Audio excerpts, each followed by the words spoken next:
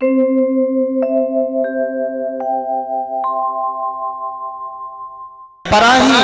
मैया की तरफ देख रहे हैं, उल्टे लौट रहे हैं। कौशल्या रानी के मन में विचार आयो, मैं इसकी माँ हूं, ये मेरा बेटा मेरे पकड़ में नहीं आ रहा। जैसे ही मन में ये थोड़ा सा ही भाव आयो, माँ हूं, तुरंत पकड़ में आ गए। निगम ने तिसिव ध्यान न पावा, और ताहि जनन हठ कर गही धावा। जो जननी बनी तुरंत हाथ में आ गए। महाराज आज बड़े सुंदर रूप से चारों बालक राम लक्ष्मण भरत शत्रुघ्न दशरथ जी के यहाँ बाल लीलाएं कर रहे हैं। प्रारंभ की सभी शिक्षा पूर्ण हो गई, आगे की शिक्षा होनी थी, आगे शस्त्रास्त्र को ज्ञान लेना हो, आगे की लीला होनी थी। भोले बाबा ने आज्ञा दी विश्वामित्र जी को, जाओ राम जी को आगे की लीला काम के लिए आओ। पहुंचे हैं विश्वामित्र जी। जैसे ही पहुंचे हैं विश्वामित्र, राजा दशरथ ने स्वागत किया है। राजा दशरथ ने विश्वामित्र जी के माथे पर चंदन लगाया, चरण धो के प्रणाम किया, गले में माला पहनाई, हाथ जोड़ के खड़े हो गए। विश्वामित्र जी फिर भी गाल फुला के खड़े हैं। अरे ध्यान आया राजा दशरथ को, ये संत महात्मा, ये ब्राह्मण केवल माला पहनाने से, चंदन लगाने से प्रसन्न नहीं होते। इनको बढ़िया बढ़िया भोजन, बढ़िया बढ़िया दक्षिणा, बस जल्दी से आज्ञा दी सेवकों को, थार भर भर के प्रसादी जैसे ही लाए हैं और जैसे ही प्रसाद पवायो है, प्रसन्न हो गए विश्वामित्र जी। और जैसे ही प्रसन्न हुए, जब महात्मा प्रसन्न हो, संत प्रसन्न हो, अतिथि प्रसन्न हो, उस समय आशीर्वाद जल्दी से ले लेना चाहिए। इशारों कियो है चारों बेटा राम लक्ष्मण भरत शत्रुघ्न को। चारों बालक आए हैं, प्रणाम करवायो है, महाराज ये मेरे चारों पुत्र हैं। बालकों ने प्रणाम कियो।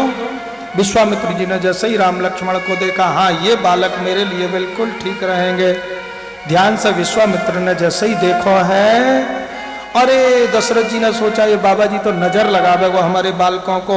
चारों बालकों से कहा भाग जाओ, अंदर भाग जाओ, अब हमको महाराज जी से बात करनी है।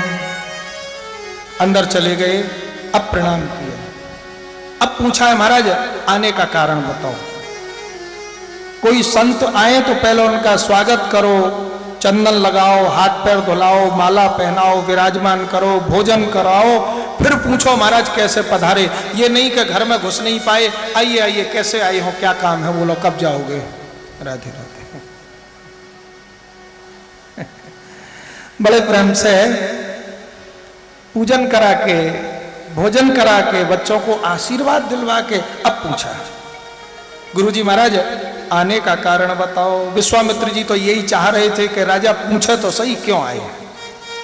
तुरंत कहने लगे, असुर समूह सतावहि मोहि, असुर समूह सतावहि मोहि, मैं जाचन आया हूँ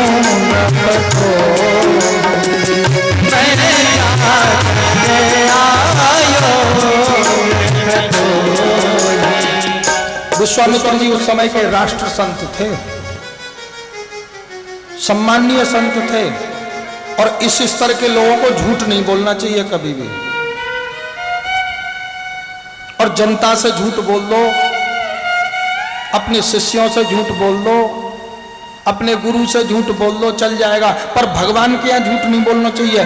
अब ये राजा दशरथ का घर नहीं है, भगवान राम का घर है, और भगवान राम के घर आके इतने बड़े राष्ट्र संत विश्वामित्र जी झूठ बोल रहे हैं। क्या कह रहे हैं?